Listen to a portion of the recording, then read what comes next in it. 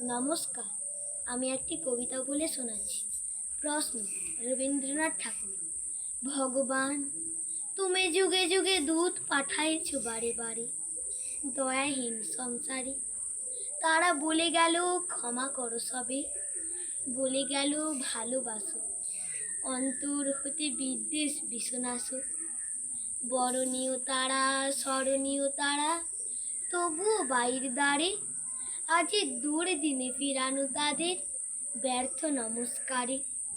আমি যে দেখেছি গোপন হিংসা, কপট রাত্রি ছায়ে হেনেছে নিঃস্ব ভাই।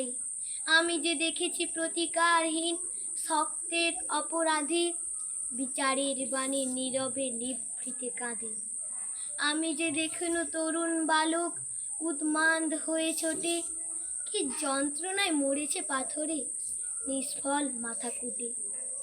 কণ্ঠ আমার রুদ্ধ আজিকে বাঁশির সঙ্গীত হারা, অমাবস্যার কারা লুপ্ত করেছে আমার ভুবন দুঃস্বপ্নের তলে। তাই তো তোমায় শুধাই অশ্রু জলে, যাহারা তোমার বিষাইছে বায়ু, নিভাইছে তব আলো। তুমি কি তাদের ক্ষমা করিয়াছ?